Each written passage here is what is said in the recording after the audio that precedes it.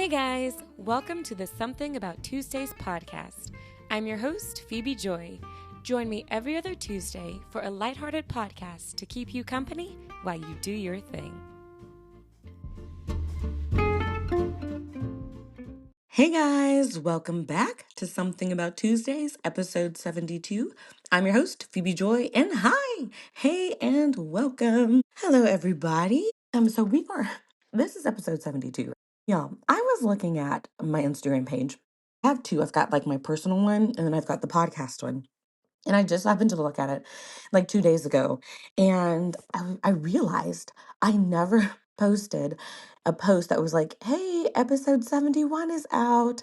And I was like, y'all, pregnancy brain is real. It's been 2 weeks, and I never posted that episode 71 was out. And so I think what I'm going to do is simply make the post, like make my picture using Canva. Canva's still doing me good for episode 71, and then make a separate one for episode 72 and just post them both. And like, who really looks at when something was posted, right? So those who do follow on Instagram, they might see episode 71 and be like, oh, I must have missed it from a couple weeks ago or last week or whatever, instead of realizing that I just posted them back to back. That's my plan. Anywho, hey everybody. Welcome back. I'm so glad you are here. It is December officially. I think, was it December last time? No, because it was before Thanksgiving. We are in December. Feeling good, looking good. Winter is approaching. It's here. We've had some snow days. I'm loving it. So I wanted to, of course, start with my pregnancy brain. As I get closer and closer to my due date, I can't help but want to share with you guys just more and more about the way that pregnancy is affecting me and affecting the world around me. I'm just kidding. But there are some just funny little things that I guess unless you've been through it, you just don't think about. Obviously, apparently, it's something that almost most pregnant people go through. But that's kind of like with anything. Like unless you go through it yourself, you truly don't even necessarily think about how how it could affect you or whatever. So this may not relate to you in the least, but I do hope you get a kick out of hearing some of the things that lately in the last couple of weeks have been my lovely little symptoms, or at least things that I've been dealing with. And you might be able to relate to this and you're not pregnant, which is funny in and of itself. So one of the things that I've realized that I cannot do here in this last trimester is I cannot close my eyes unless I want to fall asleep. I'm telling you, it's a thing. So I realized this when I was in church a couple weeks ago, a couple of Sundays ago, and I normally like stand up for praise and worship. This particular Sunday, I was so tired. Lately, you guys know, I think I told you last time, my ankles and feet have been swelling. So I had sat down, I was sitting down during one of the songs, and I was like, but I still, want to worship and praise God. So I'm like raising my hand, lifting my hands up. I close my eyes to worship. That the purpose is to worship, to praise God, to lift up his name. Okay? This is good purpose. This is my brain was engaged. No, the word was, because next thing I know, I'm like drifting. Like I can tell if my eyes do not open in the next 2 seconds, I'm a goner. So I opened my eyes and I was like, I was like, I cannot close my eyes to praise and worship anymore because I will fall asleep. You guys, I was drifting off into sleepy land, and I've done this a couple of times. I've tested this theory where it will be I'm telling you, it's not that I'm not engaged in whatever it is I'm doing, whether it's talking to someone or listening to something or trying to praise God, even trying to pray. You guys, I have to pray with my eyes open, because if I close my eyes to pray, it doesn't matter. It doesn't matter if I just woke up, doesn't matter, well, especially if I'm about to go to bed. Doesn't matter where I am. If I pray with my eyes closed, if it's more than 10 seconds, y'all, I'm drifting. I don't know what it is. It's terrible, but kind of funny. So I cannot do things if it requires my eyes being closed, because that is a cue to my body. Oh, let's take a quick nap. No, we're in the middle of service. Because here's the thing, you guys. If you can sneak asleep, fine. Like when I'm at work and not sleeping at work, but like during my planning or something, if I can sneak asleep, that's great. But the problem is because I am pregnant and therefore my sinuses are constantly clogged and I cannot breathe, my lungs are, being compacted, then I snore. And I mean from the moment I'm almost asleep till sleep, I snore. I didn't realize it was possible for you to be awake and snore at the same time. That's me. That's me before I'm about to sleep, but I'm still awake, like my brain is still functioning and can still hear and react to the things around me. But I will hear myself snore, like breathing loud and making a snoring sound. You guys, it's like I said, I didn't know you could be awake and snore until I've experienced it. But anyway, so now I'm paranoid to fall asleep and snore. And you guys, so I haven't had to do my infusions yet because my platelets, while they are low, like 40, they aren't low enough until for insurance to cover the infusions. So we're just like kind of waiting for them to drop low enough for that. My fear is once I get them low enough for my infusions, which hopefully will be in the next couple weeks, I it's like a 3.5 hour thing. What if I fall asleep and then I'm snoring around all these nurses or all other patients? You guys, I'm like, I have to stay awake. I better stay awake. If I don't stay awake, I'm gonna be so embarrassed. Or even if I like halfway drift, because I've half drifted but woken up through a snort, like like when you catch yourself snoring, y'all, it's so embarrassing. So anyway. So I said all that to say I cannot close my eyes. If you see me at church and my eyes are open, know that that is the best way I can worship and praise God right now, even if it's during prayer. If I Yeah, just know that if my eyes are open, that's the best I can do. And if my eyes are closed, go ahead and either wake me or just let it ride. And don't record me if I start snoring. But anyway, so that has been lately. That's third trimester. I don't know if anybody else experienced that, but here we are. So the other thing that now that I'm in the third trimester, belly's bellying, as, as someone told me. And it's great because I mean, I've had a belly since second trimester. I mean, it's been poking probably since 16 weeks to tell the truth, but it's especially poking now. And I think I'm still not even there. Like right now, she's probably about 4 pounds, maybe. Um, so she still has a ways to grow, like a few more pounds. And so I still have enough time that my belly is bound to get even bigger. But this is the first that's happened to me. It could have happened before, but it's just the first time that it's actually happened to me. And that was I was in school and I don't remember if it was a kindergartner or a first grader. I don't remember. It doesn't really matter. But what it was I was scooting past the kindergartner. Like you imagine a table, and they're all sitting there, like three or four to a table for kindergarten, and then if I was in first grade, about six of them to a table. And I am scooting past them, scooting in between them, and in my brain, I make it. I make it across, or between, I should say. But on my way of making it, my belly bumps him in the back of the head. I was like, oops. Because like you think you can squeeze in between two people who are sitting, like there's someone, two chairs facing opposite directions, and you're like, let me squeeze in between here. I tried to squeeze in between there. My brain felt like I could do it, but my belly said boop, bumped him in the back of the head. They didn't say anything. They were just like, oh, and I was like, excuse me. But that's not the best part. When I squeezed back, I was like, oh, okay, I'll be more careful. Nope. Bump. Same kid. I bumped the same kid in the back of the head with my belly twice. One going the forward and one going back. Like, poor thing. And I just, oh, excuse me, sorry, excuse me. And it was a very gentle bump, but it was a bump nonetheless. So that's kind of been a new thing is, like I said, this bigger belly, navigating the bigger belly. I trying to zip up some boots, trying to put on some shoes. I mean, I've heard about all these things being difficult, right? But you guys, I don't know that I had an expectation of how I'd be when I was pregnant because I didn't even know if I'd ever get there, right? I was like, I'm just trying to get there. Like, let me just get there. Um, but I do know my expectation wasn't that I wouldn't be. working out, trying to remain flexible, trying to, you know, those people you see on Instagram who are like running 5Ks pregnant, right? Like, and they're like, look at me and my baby, we run 5 miles a day. I didn't think I'd be one of those, but I was like, but you know, I would be a very active pregnant person. Y'all. I should know by now. I should know by now that the Lord is like, I have different plans for you. And they're not bad, they're just different. So here we are.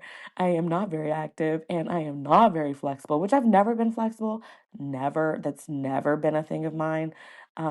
But man, it's like super inflexible. Like I cannot bend down for like the life of me. It's so I get tired so quickly. I cannot breathe. It cracks me up. Like it's terrible. Like I have to laugh at myself. Like this is thank God it's temporary. You know, there's end in sight, but it is like wow, like, okay, this really does affect you. It's y'all, it's affecting my skin. I think I've told you guys that I've broken out, like my face, like I'm a teenager again. But if I haven't, yeah, I've broken out like I'm a teenager again. All of my face and all over my body. I'm like, what is this? You know, like hormones are crazy. But hey, this is third trimester of pregnancy. It just is what it is. And then I know you guys, okay. Because so I think I also mentioned last time, so my feet were swelling, right? Well, my hands have started getting puffy. I cannot wear my ring anymore. At first I had taken off my wedding band because that was tighter. And then no, not my wedding band. And then I had to take off my engagement ring because they both were getting super tight.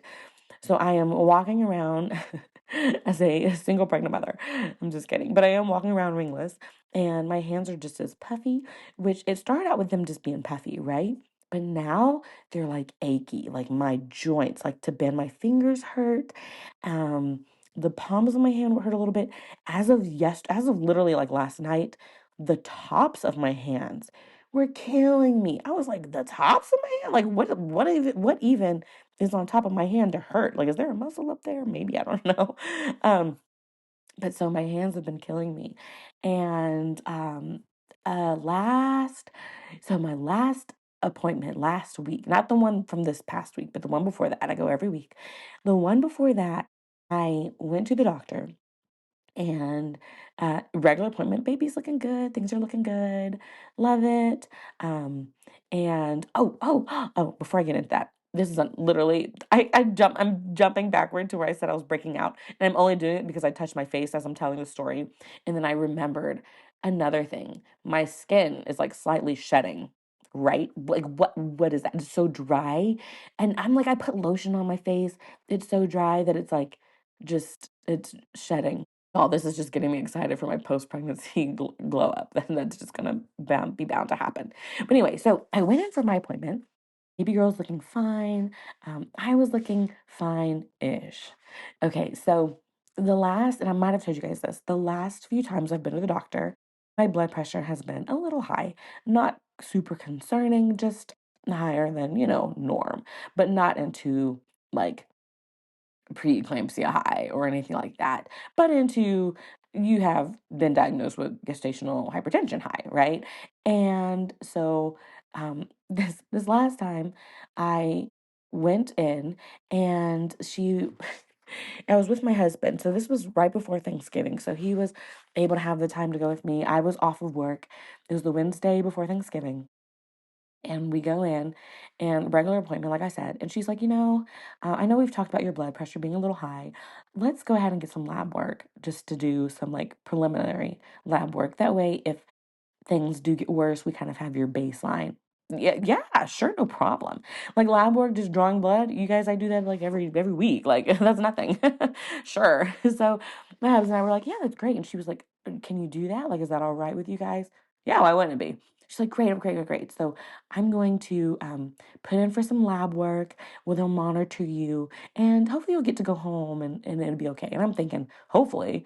Like his lab, they're gonna draw my blood. But I was thinking, like, okay, what if they draw my blood? They go back and check it. It's super high, and then they're like, hey, we gotta admit you, y'all. So she's like, go ahead down to the labor and delivery floor and tell them you're there for lab work. I was like, great.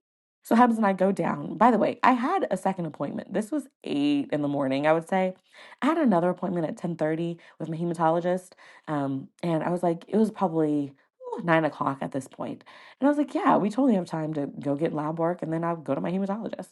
So we go down, and we get there and I'm like, hey, I'm here for some lab work. Oh, okay. So they look me up, they do their thing, and they're like, okay, follow me. I was like, great. They're taking me to the lab. No, they take husband and I to a room. And I'm thinking, oh, she's got to grab something. I mean, weird, but sure. So we follow her into the room and we're like standing by the door. Like we're not going all the way in. We don't want to, contaminate a fresh room for someone. So we're standing by the door. And so she gets like the hospital gown and some things. I don't even know what she grabs. And she's like, okay, here, put this on. And husband and I look at each other. And before she says, put this on, she's grabbing this stuff. And we look at each other and we're like, does she know we're just here for lab work? Like we're just here to get my blood drawn. Was there miscommunication? I don't know. So we're like kind of like whispering to each other. And I was like, let me just tell her. Okay. She comes around the corner and when she says, here, put this on, I said, oh, I'm just here for lab work. And she said, yeah, and we need to monitor you until that lab work comes in. And I was like, oh, like, what do you mean monitor? Y'all, they meant hook me up to some monitor. So she's like, yeah, this is how we get your lab work, and we need to monitor you. So you need to put this hospital gown on. Oh, oh, y'all. So husband and I are like, how long are we gonna be here? So she leaves. I put the hospital gown on. I sit on the bed. I'm like, oh my gosh, I guess this is it. Like nurses come in, three nurses, one of them come in getting all my information. I was like, am I being admitted into the hospital? Like, what is it, y'all? It was like, you know how you just feel like you're getting swept along for the ride and you're like, what is going on? What? Like, you're not entirely sure you've consented, but I guess you've kind of consented because you're doing it, right? So that's how it felt. Surprisingly, actually, the nurse was a girl I went to high school with. It was so like literally same grade. We went to elementary, middle, and high school. I don't know if did we go to the same elementary. I think middle and high we went together. So that was interesting seeing her. But she took like all my information, and then the other nurses tried to take my blood, but you guys know I'm difficult, so they gave up. And my friend from high school ended up getting my blood drawn. And they did they do. And I don't think they did an IV because I don't think I needed it for any reason. I think they just drew my blood like regular lab work, like I thought. But they put a monitor, a fetal heart monitor maybe, on my tummy for Phoenix. And so I had like two of those going. And then they checked my blood pressure. And then the registration lady came in, got me registered, and then they left. And Hubs and I are looking at each other like, what in the world? So we're just sitting there like, okay. And so we sit there, play on my phone for a little while. We're there for about an hour and a half. And then one of the nurses comes in and she's like, hey, um, we're about ready to let you go. The doctor's going to come in and go over your lab work with you, but everything looked pretty good. You are going to have to do a 24-hour urine thing analysis collection thing, y'all. And so I was like, oh, okay. So then the doctor came in and explained like, okay, everything looks good. We have your baseline, and we're going to need your baseline for your protein levels. That's why you have to do this 24-hour collection, which if you guys have ever done that, any type of collection is awkward. But anyway, which is why I'm not going to go into detail with that on the podcast. But I mean, we can talk about it. Y'all know, I don't mind. You're probably like, please don't. So anyway, so they did that, and now it's like 11. So I had already called my hematologist and was like, hey, they've got me, in the hospital. I won't be able to go to get my blood drawn. And they're like, that's fine. We'll just use your numbers from their labs to get your platelet numbers and stuff like that. So that ended up being okay, even though I missed that appointment completely. So it was like 11 o'clock and we got released. And we were like, okay, well, that was an adventure. Like, what in the world? Lab work. What the heck? I didn't realize it required a whole stay. At least for this first one, I guess. I don't know. But anyway, so I thought I would share that just because it was so interesting that again, I feel like I was kind of being swept along for the ride, but I don't know, but I'm glad everything came back okay for the most part. Um, but I still need to monitor my blood pressure. I because I'm still being swollen. Luckily, I don't think I have any other symptoms, but it is something that's on their radar. At this last appointment, my blood pressure was still a little bit high, and my other doctor, you guys, I see so many, but my other doctor was like, okay, we're probably going to do some weekly labs on you just to check. And I was like, hold on, what kind of labs? But she just meant like literally the blood draw type of labs. Cause y'all, I was like, I'm not doing an hour and a half hospital stay. Cause y'all are just trying to milk me for my money, which if insurance pays for it, which we have pretty decent insurance, then yes, insurance, pay for it because my goodness, we pay you enough, right? Like, let it work for me, insurance. But it's still something I'd prefer not to do. But anyway, so that was that. And that was leading into Thanksgiving. So I hope you guys had a wonderful Thanksgiving, however you chose to spend it. I know some friends, they did Thanksgiving before the actual Thanksgiving day. So on Thanksgiving Day, they went out of town and did their own thing. Sometimes you do family, sometimes you do friends. However you chose to spend it, I hope it was great for you. And a day to remind yourself of, how good God's been to you, and just even just being thankful for the things in your life, right? For the things that you do have. And so I will say mine went pretty well. My auntie came in town and gave me a fantastic compliment from when she first saw me. So she hasn't seen me in forever. And she came in and she was like, girl, you look good. And I was like, thank you, Auntie Tracy. Because y'all know I've been struggling. I mean, I claim to be like, I'm fine, but y'all hear the desperation in my voice, right? And anyway, she complimented me, said that I look good. And it was like, and pretty much was like, you look really great. And I was like, well, thank you so much. Because I just feel like a balloon right now. I appreciated that. So that started my day off well. That was also Wednesday leading into Thanksgiving. So my actual Thanksgiving, I was like, okay, we are going to, like I said, we're going to his family's. We're going to his aunt's, and we were all supposed to, well, we didn't have to, but she was like, if you want to bring something, right? So normally I don't. In the times past when I've brought things, I've brought desserts because that's where you start, right? When you're not like a chef or a cook, you start with desserts. You do easy stuff. So I think I brought Oreo balls, and those went over well. This year, I was like, okay, I want to try something different. I want to bring a dish, but obviously nothing too crazy. And I was like, you know what I want to bring? So a friend of mine, Amanda, makes this amazing cheesy chicken spaghetti stuff, and I love it, I love it. And so I was like, okay, that's what I'm gonna bring to the Thanksgiving because they're gonna love it. Like they're just gonna be like, oh my goodness, who made this? So I so I asked my friend for the recipe and she gave it to me, and I used it and it went great, and I made this big old batch of spaghetti, cheesy chicken spaghetti, and I took it with me, and y'all, I get there and hardly anybody touches it, right? I'm like, you guys, you just have to try. If you try it, you'll love it. So hardly anybody touches it. But then one of his cousins gets some, and he's like, what is this? Who made this? This is great. And I was like, you know. And so my husband was like, we did. We, what do you mean we? Me. So he said we brought it. And so he was like, it was really good. And that cousin, when it was time for him to leave, he was like, I'm gonna take some of this to go. And Hubs's aunt, so my aunt was like, while he was getting, she goes, he was pounding on. He's like, you know what? I'm gonna get some more. And she's like, he kept getting some more and some more and some more. She said he really enjoyed that. I was like, yay. And he thought the Hubs had made it, but Hubs did correct him and say, actually, it was my wife. It was Phoebe. And I was like, thank you. So while not everybody tried it, because had they tried it, they would have loved it. Those who did try it loved it. So I consider it a success. And look, y'all, I might make it again for December. So his aunt already sent out like the Christmas Eve dinner, and they're making soups, and I'm like, if I can find a way, mine was really thick, but if I can find a way to make it maybe a little looser, y'all, I might bring it anyway and see if anybody tries it again this time and get more people to love it, because I'm telling you, it takes one bite and you're like, ah. But anyway, so I considered it a success, and then of course I went home and I took the leftovers to my parents' house. I think my sister got some, and then the next day, my aunt came over with my cousin and my mom, and my aunt ate it and liked it. Of course, my mom ate it and liked it, and so it to me it was like, yay! I'm glad I learned a new meal that I will love, that my future children will love. Phoenix, you better. Um, and it's super easy, super good.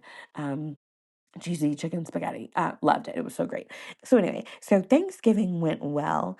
I will say that one thing I want to do, I have a new food goal, and that is I want to sometime this season make breakfast sausage balls. Like I've had them. I haven't had them in forever, but somehow they popped up on my algorithm. And I was like, sausage balls are pretty good.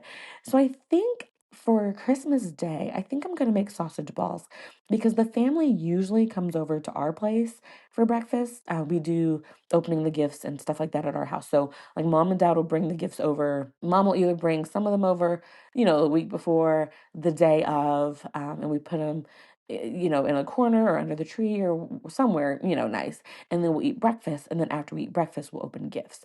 And so usually, like, I'm the breakfast person. This is at our house. I'll do breakfast. So I think I want to do sausage balls this year.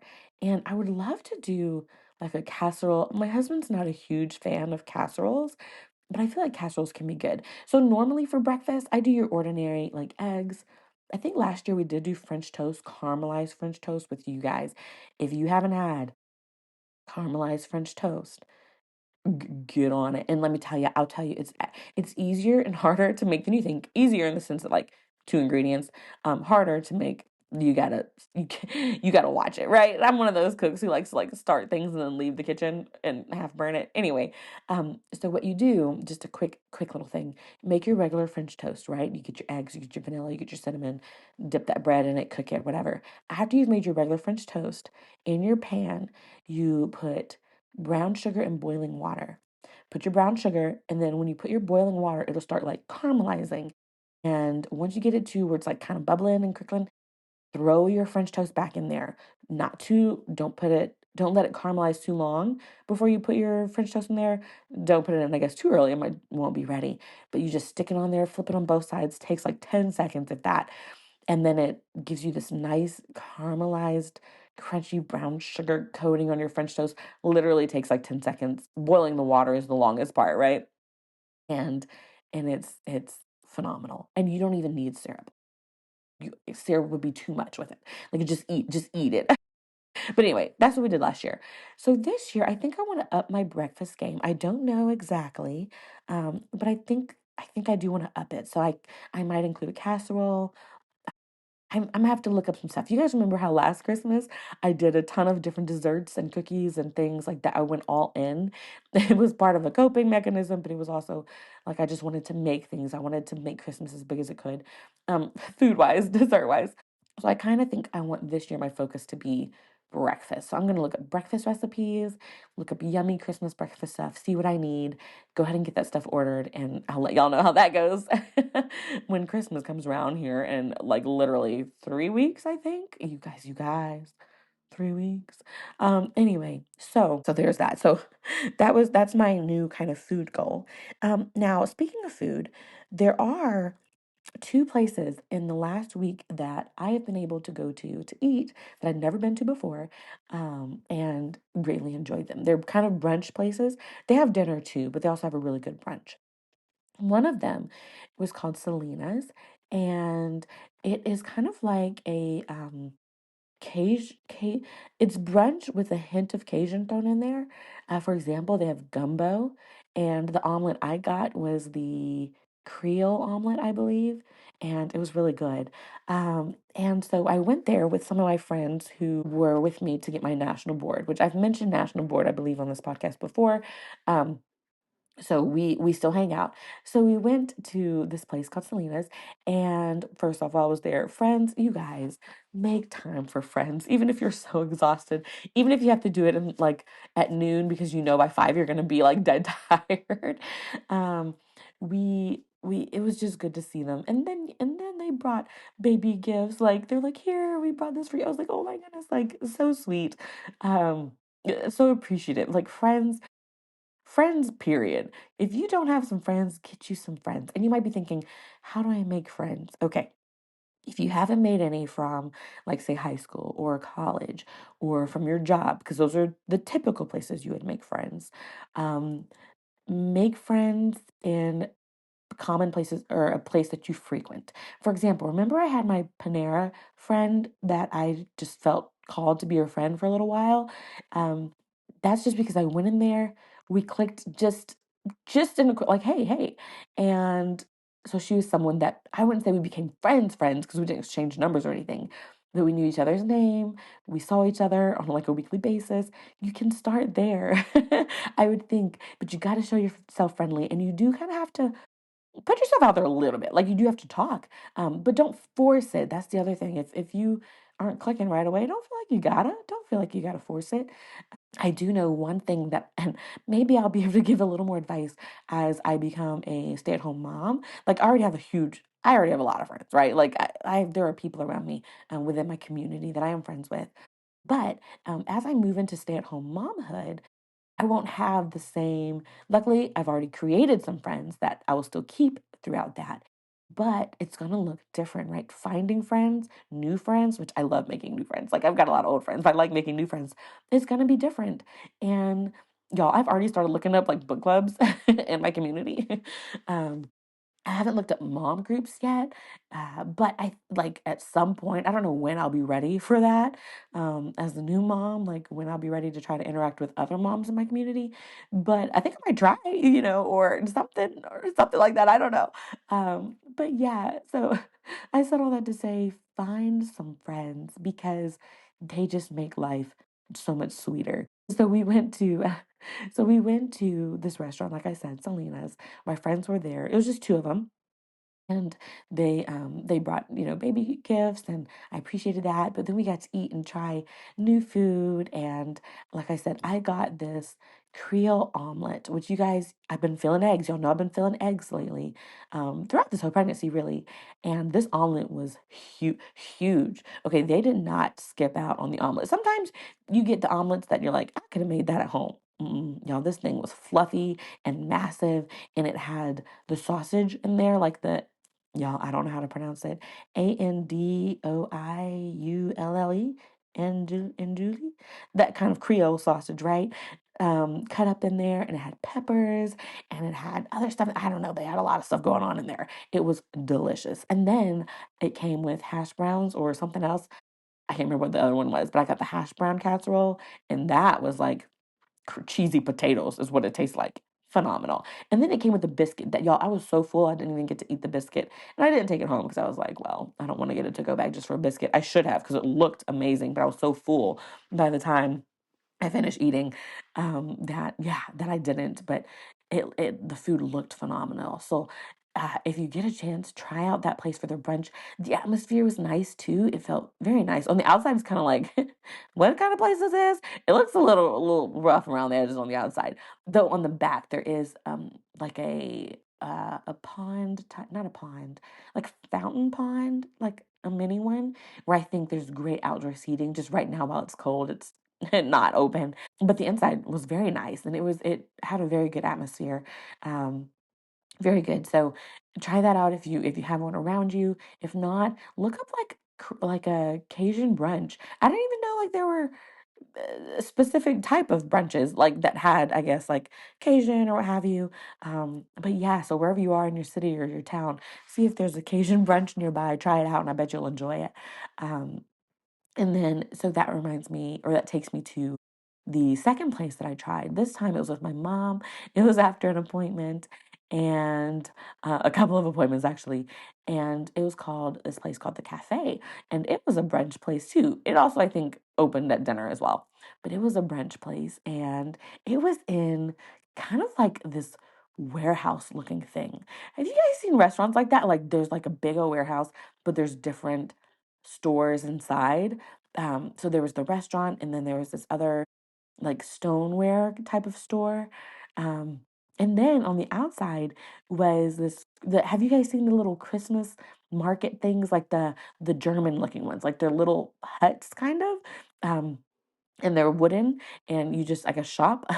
I've never been to one when they've been open, but I've been walking around them when they've been closed. Like there's one in Carmel, Indiana that I really want to go to one day because it looked huge. And we went up there last year, I think, and it was closed at the time, but it had like ice skating rink, and all the little stalls and stuff. I was like, wow, this looks fun.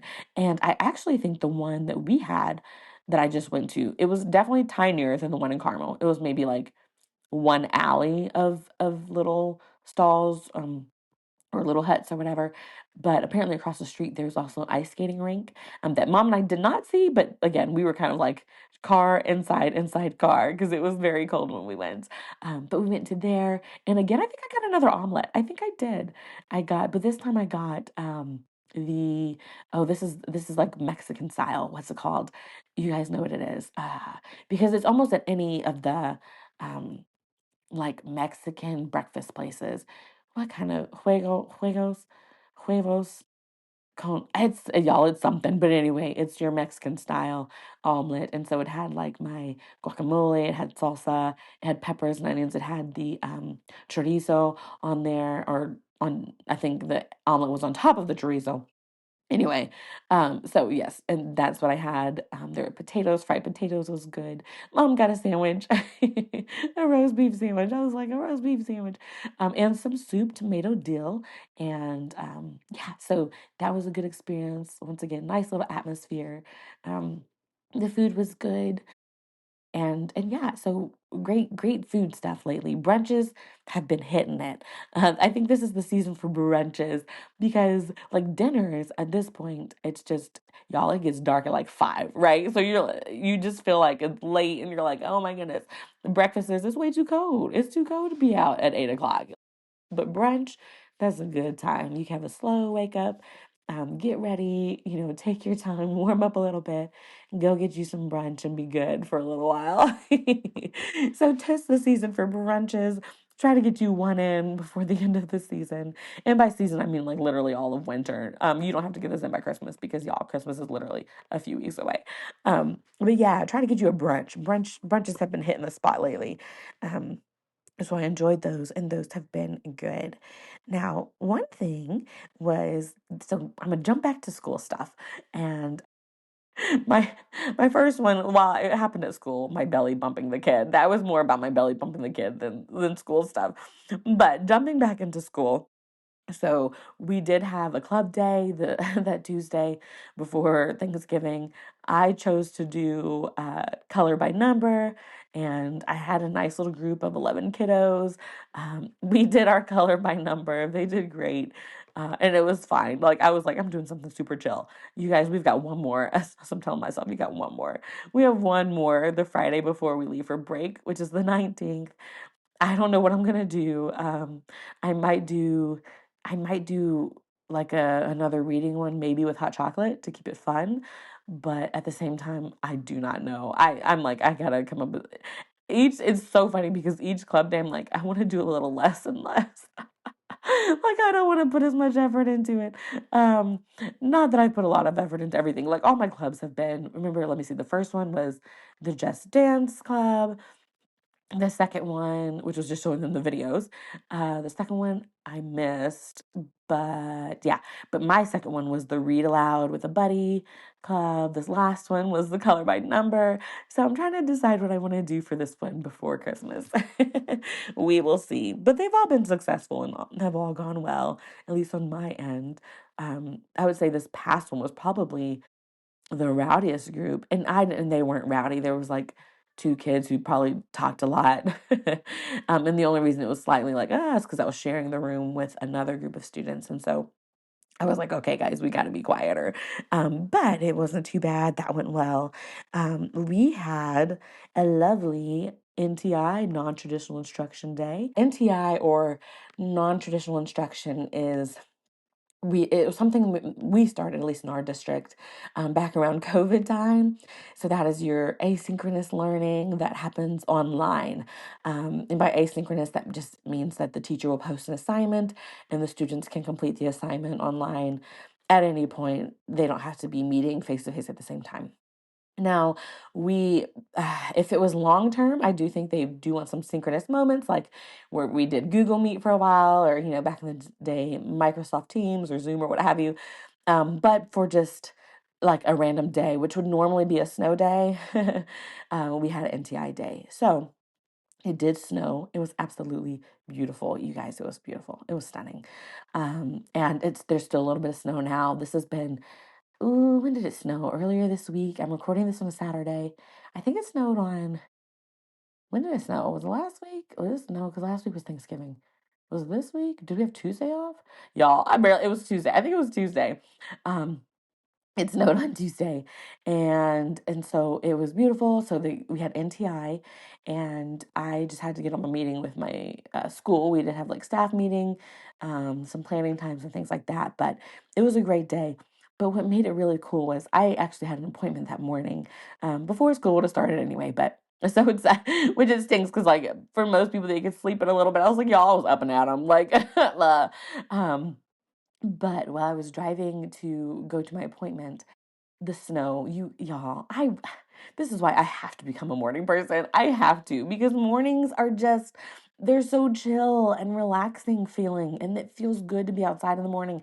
Even like, especially in the winter time where it's light enough. I had gotten, let me see, I think got on the road around 7:30, so it was light enough.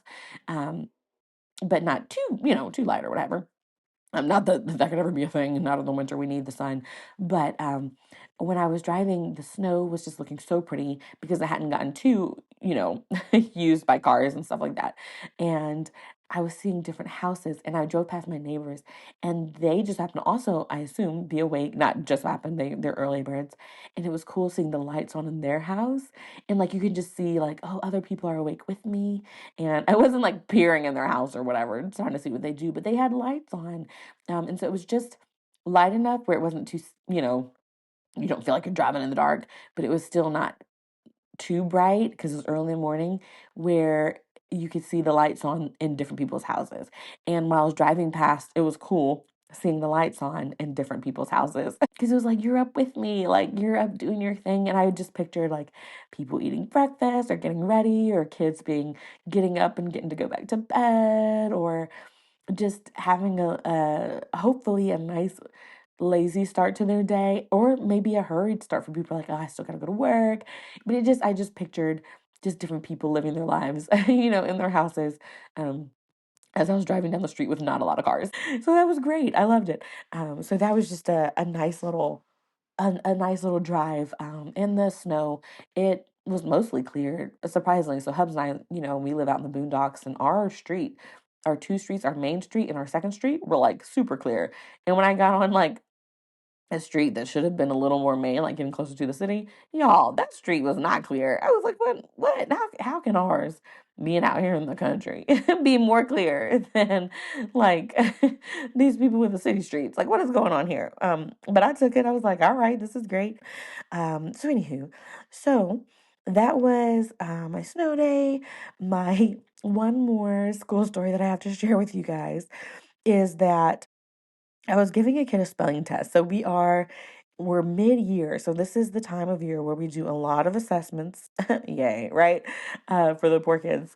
I mean, tons of assessments. And so I was helping out with the kids that I see, the ones that I pull, and I was doing a spelling assessment on them. So I had a group of about 4 kids, okay? And for the purpose of the story, because it's a two-part story, we're gonna say that there's 4 kids, little girl, 3 little boys. Only one kid's name matters, and but I'll give you two. So two of the little boys, we're gonna call one Devin, okay, and then we're gonna call the other one um, Lucas, okay, Devin and Lucas. So so I was sitting there, and I'm giving them the spelling test. And so y'all know, I have kids who speak another language at home. and they're working on their English. And so accents galore. Like it just is what it is. And I was trying to have the kid spell the word. So imagine you're the kid. I'm like, okay, tub. The water filled the tub. Tub. Okay? The word is tub, right? Tub. And the little guy, we're going to call, what did I say? Lucas goes, tub, tub. Okay. Now, if you are not an English teacher or someone who teaches reading, you may be like, yeah, okay, he wants to spell tub. But one thing that we talk about as teachers is we have to be very careful in how we pronounce words. And when we say something like tub, we got to make sure we say tub and not tub because you're adding an extra sound at the end of the word. Think about the sound that a U makes. A U makes the sound, right? Like up, cup, mud, right? So when you say tub, even though you're just trying to pronounce the B, you're adding extra at the end of it. And so that can be confusing when students are writing. Okay, it's a quick lesson. So tub. So when I said tub, just the B sound, not the B sound, then he was hearing tub, tub, right, with that And so this is what happened for like 30 seconds. This is him.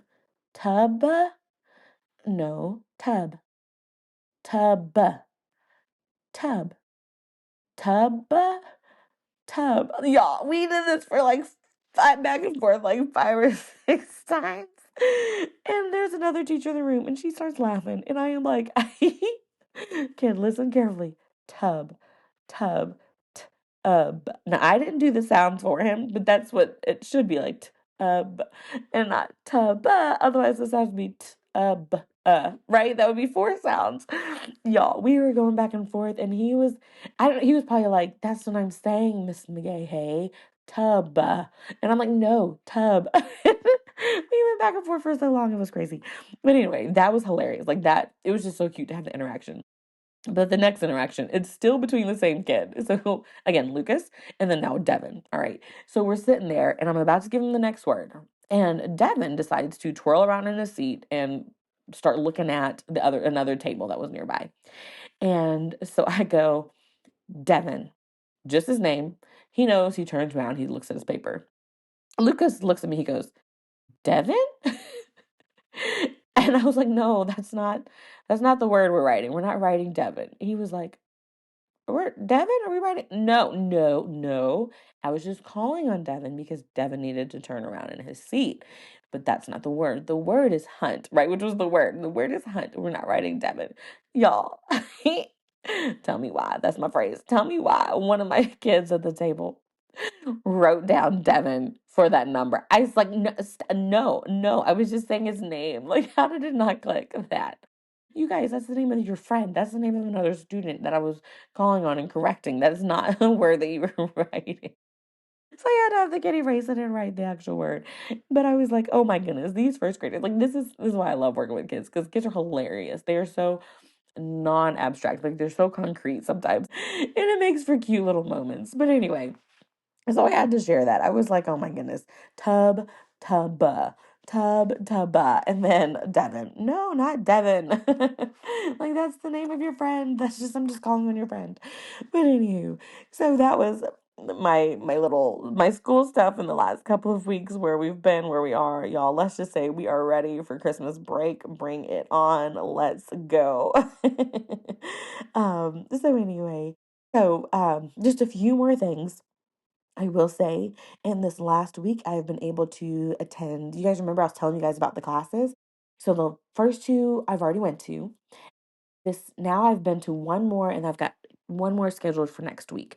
So I went to the infant CPR class, CPR, and I think how to administer CPR and what to do if an infant is choking. I went to that with my mom, and that was pretty fun. I say fun. It was.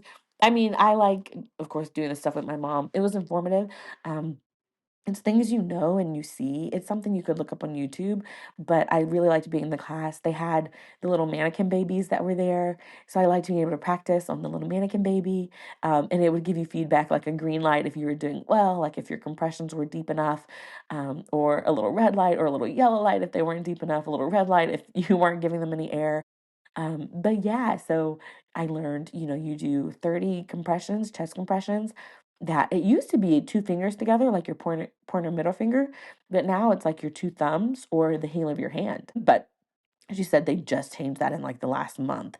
But anyway, so you do your two thumbs together, circled around your baby, middle of their chest, and you do 30 1.5 inch compression. So kind of deep, right? And what I found when I did it was my first like set of 30, really nice, really solid. But like by the fourth time I did it, which she was like, do it at least 5 times. By the fourth time I did it, I was getting that little yellow light sign that was like, hey, you're not going deep enough. And I was like, oh, because I found myself, I guess, my hands getting tired. I was like, okay, I have to remember that. If hopefully I never have to use it, but if I do, you know, as you might get more tired, but keep those compressions deep. So you had to do 30 of like chest compressions with like 2 rescue breaths in between, covering the nose and mouth together, or pinch the nose and breathe through the mouth, or pinch the mouth and breathe through the nose. However, you need to get the air in there, and you have to see the infant's chest rise. So that part was actually hard for me. I was like, am I blowing this right? Like, I was like, I don't think I'm doing this right. The chest was not moving, but I got a couple of good ones in there. So that was good practice. And then for like if the baby was choking, you have the baby on one arm, face down, leaning down, and I mean, they call them, I think, back slaps or something. Like, it sounds terrible, but you hit them on the back, five times, and then you flip them over on your other arm, and then you do chest compressions, chest thrusts, like 5 times as well. And yeah, and that's with the heel of your hand. And so, I mean, yeah, hopefully it's something I'll never, ever, ever have to use. But I was like, it's good to know because I'd rather be informed and have practice. So mom and I did that, and that was, I feel like it went well. It was only like an hour. Um, and yeah, so I was kind of glad I did that. So my next one is the labor and delivery class. We'll see how that goes. And I think I'm gonna sign up for the like during the hospital one because why not? We'll see. We will see if I've got time, if I'm feeling it, y'all. The further in this pregnancy we get, the less I'm feeling doing stuff, right? The energy level just depletes. But I was glad that I was able to do that. I feel a little more equipped to be able to do that. Another thing is, y'all, I finished my Bible in the year. So you guys know I did that plan. I did the one this year that was the dramatized version, which I highly recommend. There were some great voices, there were some terrible voices. But overall, it was, I'm glad I did the dramatized version of it. If you haven't done it, shoot for that for next year. This month, I do want to decide how I want to do next year as far as Bible reading, because again, like last year, a lot of times I listened, but didn't really hear, didn't really listen. I heard, but I didn't listen. I listened, but I didn't hear. You guys know what I mean. Like I listened to it, but I don't know that I listened to it, right? And so I want to do something a little more intentional. I'll be having a new baby. We'll see how that goes. But I do want to do something a little more intentional, even if it's less. So even if I don't do the full Bible in the year, like I've done it the last couple years, which feels good. Um, I did read the Bible myself. It took me about 3 or 4 years, honestly, because I didn't rush it. I was like, I'm just gonna read through it as I do, and that took some time, but I felt much better about reading through it. I don't know that I'm going to do that again, but I do want to find some intentional way to incorporate the Bible every day. Um, just a little better. I haven't decided yet. I don't know what kind of plan I'm going to do. Um, but I do want to come up with something before the new year to start the new year fresh. But we will see. We will see. But I did finish the Bible in the year, and that's a good feeling. Like, yay, we did it. Even if I was like half listening through all of it, hopefully my spirit caught on to a couple of things at least. um, but yeah, so I finished that. Woohoo! Uh, we'll I will be trying to come up with another plan for next year. Like I said, it may not be the Bible in the year, but something to incorporate the Bible every day of the year. Now we are. I am now also 32 weeks as of yesterday. Who? This was the second number that my doctor gave me first, she said, let's get you to 30. And then she's like, let's get you to 32 minimum, right? We'll feel good. And I'm like, yes, we're at 32. We're feeling good. So we still have a few more weeks to go. She did say, hey, uh, not saying your body's failing you, but with like the hypertension stuff, platelet stuff, all the things, if you haven't had the kid by 37 weeks, we'll probably, push for that through induction or something. So that means, you guys, that in 5 weeks, I could be meeting my daughter, face to face, which is exciting, which is just what, like two more episodes, I say 2.5 more episodes. By that third episode, like 3 episodes from now, I may have my daughter. You guys, what? We will see. And yeah, so anywho, I'm very excited about that. That's so cool. I'm like, oh my goodness, I could have my kid in 5 weeks. If not 5, 6, maybe 7. I doubt we'll get to 7 because that would be 39 weeks. They've never from the beginning said they'd let me go to 39 weeks. They said, if your body's doing great, 38 weeks. Well, since your body's doing media, 37. So anyway, so in like 5 weeks, I could be meeting her. That's exciting. Woohoo. Like I said, cannot wait. Y'all, I still don't have a middle name, so we'll see about that. I will say I finished up my fall list. I don't know when I told you guys about the fall list. This would have been, when I first started it, it would have been a long time ago. So on that list was like, I want to make it to week 20. Like, can't wait for my baby shower. Can't wait for I think it started actually with the gender reveal. I'm at 19 weeks and then 20 weeks and then the baby shower and then fall break and then reaching 30 weeks and Thanksgiving, and all of that was included in my fall list. And you guys, I was able to check all those things off my fall list. I'm so excited about that. And I've created my new winter list. So like on that winter list is like reaching week 32, which check, we've done that. And then I put on there my birthing braids is what I call them. Next week I get my braids in. I'm so excited, and they're gonna stay in through delivery. Because the one thing I am not trying to worry about when I'm having a baby is my hair. So braids are going in next week. I wanted to do them not too close to delivery because the closer you get, who knows? Next thing you know, you're going for a doctor's appointment and then you're in the hospital, right? So I didn't want to wait too close to, 36 weeks or 35 weeks, but I did want to make sure I was far enough in my pregnancy. And so that 33 weeks, I'll be getting my braids in. Cannot wait. So that's why that's on my list. I'm like, yes. And then 34 weeks, feeling good just about that. And then Christmas, you guys, and then New Year's, and then I'll be able to hopefully at that point, that first week of January, um, have my cerclage removed, and then you guys, she could be here. Ah. So we're just at like I can't wait to check mark that stuff. The last thing I have on my winter list is Phoenix is here. But I'm gonna continue to write stuff because after she's here, it's still winter. So there are still gonna be things that I need to look forward to. So I haven't figured out what those things are, but as I do, I might tell you about them if I remember. But I want to add them to my winter list. Winter will go through February at least, maybe even March. I don't know, in my brain. But we will at least get those things. So I'm very excited about these next couple of months, you guys. Here we go. But anyway, and y'all know, you're all like, yes, we know, we know. So speaking of Christmas lists, and the last couple of things, and I'm gonna let y'all go. I say that like I'm holding you guys hostage, like we're on the phone. It feels like it. It feels like we're just sitting here chilling. But is your Christmas list? Oh my goodness, you guys, Christmas list are hard to come up with. Like when it's time for, which we're 3 weeks away, if you haven't given your family or loved ones your Christmas lists, please give them it because time is getting crunch time, right? And I'm a last minute person. Like I usually get my stuff like the week before Christmas. So if you haven't done a Christmas list, give one. If you don't know what to get, I'm gonna give you some suggestions, right? I'm gonna give you 3 suggestions because these are the 3 things I fall back on every year. First thing is a family game. So I think I've mentioned that every year we try to buy a new game that we will play that Christmas day. So after we've had breakfast, after we've opened gifts, then we whip out the new game and we play that until time for dinner or whatever. So we'll play that, and it's fun. So I would say put a game on your Christmas list. We've had, I don't even remember all the names of the one. Last year was Wavelength. was the new one that we did. This year, I think I'm going to ask for one called Tapple, I think is what it's called. But I think it's one of those games where I think you have the alphabet all around this thing. It was mentioned on another podcast. And you get categories, and you have to come up with as many things with, of course, the first letter of the alphabet as you can. So like if it was fruit, someone will say apple, next person say banana, next person say something that goes with a C, right? Cantaloupe, right?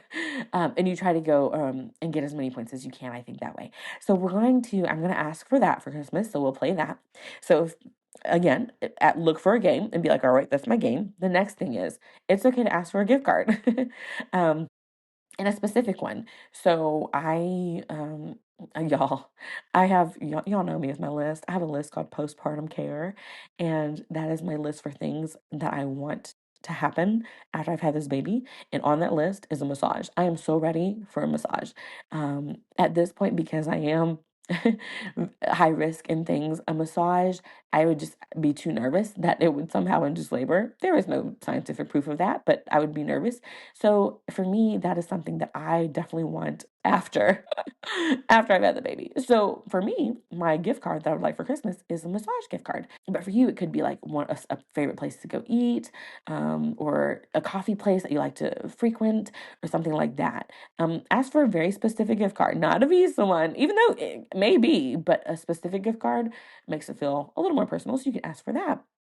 And then the last thing I'll throw out there is some type of electronic, right? If you're trying to spend, like, if someone's like, I really want to get you something, throw out an electronic. Now, this could be very expensive. This could be like, I want a new phone, I want a new iPad, I want new AirPods, I want um something to go with it, or a Bluetooth speaker. I don't know. So this is one of those, like, if you feel like asking for an expensive gift, but if there is something electronic you want in your life that you want to try. Hubs every year has been like, hey, do you want me to get you a new iPad? This year I was like, no, I don't want an iPad, but I do want this like massive tablet rolly thingy. And he was like, okay. So that's on my Christmas list as far as for my electronics. But maybe something electronic would be nice. And then that's like my three that I usually am like, yeah, I want that. Clothes are hard for me to ask for because I buy them myself most of the time. Same with like clothes and shoes and things like that. But of course, um, if you if you want to, you always can ask for that. And yeah, but those are like my three. I think every year I ask for some type of electronic, I ask for a gift card, and I ask for a game. And that's just some ideas. If you have more ideas, literally that's just the three that I came up with.